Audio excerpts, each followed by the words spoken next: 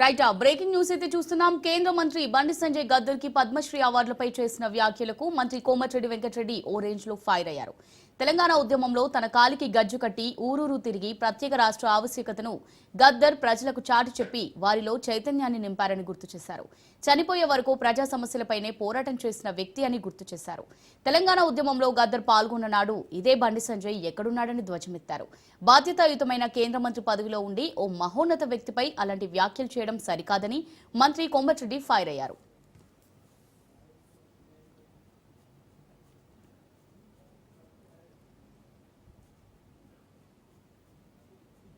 తెలంగాణ ఉద్యమంలో గద్దరు ఉన్నాడా, బండి సంజయ్ ఉన్నాడా?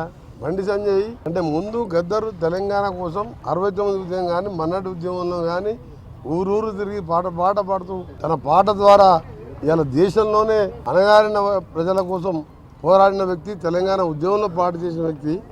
ఆయన యుద్ధనౌక ఆయన చనిపోయిన రోజు మేము మనం లాల్ బహదూర్ స్టేడియంలో చూసినాం. ఏదైనా పెద్ద పెద్ద నాయకులు ప్రధానమంత్రి పదవులు అలాంటి పదవులు చేసిన వాళ్ళు వస్తే ఆ విధంగా తండోపతండాలుగా ఉమ్మడి తెలుగు రాష్ట్రాలకి వేలాదిగా వచ్చి నివాళులు అర్పించిన నాయకునికి రాష్ట్ర ప్రభుత్వం రికమెండ్ చేసి ఇస్తే తప్పేంటి? బండి సంజయ్ గారు కేంద్ర మంత్రి హోమ్ మినిస్టర్గా ఉండి అలాంటి కామెంట్ చేయకపోవడం మంచిది. మేము మీటింగ్ పెడితే అక్కడ పల్లీలు అమ్ముకుంటానికి వస్తారు, ఐస్ క్రీమ్లు, అంతమంది కూడా లేరు. ఆ సభలో ఆయన ఏ ముఖం పెట్టుకొచ్చిండు, ఎందుకు వచ్చిండు? 11 సీట్లు 60-70 మెజార్టీ, పార్లమెంట్ క్యాండిడేట్ 6 లక్షల మెజార్టీ, సౌత్ ఇండియాలో హైయెస్ట్ నల్గొండ, నెక్స్ట్ భువనగిరిలో 3-4 లక్షల మెజార్టీ, ఏదో ఏకలింగం 2-3 వేలతో గెలిచి ఇంకా ఎందుకు వచ్చిండు నల్గొండకు? ఫ్లోరైడ్ని పెంచి పోషించిన 10 ఏళ్ళ కేటీఆర్, నువ్వు హరీష్ రావు, కోమటిరెడ్డి వెంకటరెడ్డికి కాలి గోటికి సరిపోరు. నువ్వు ఆయన కేసీఆర్ అల్లుడని చెప్పి ఆయన లీడర్ అయ్యిండు, నువ్వేమో కేసీఆర్ కొడుకని లీడర్ అయినావు. మరి ఆయన ఏం చేస్తాడు? వ్యవసాయం చేసుకుంటాడు. ఎట్లయినా నేను 5 సార్లు ఎమ్మెల్యేకి ఒకసారి ఎంపీగా.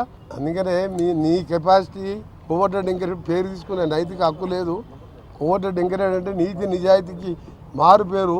మీ నాయన దాకా రాజీనామా చేయ by election, collection, re election, by election.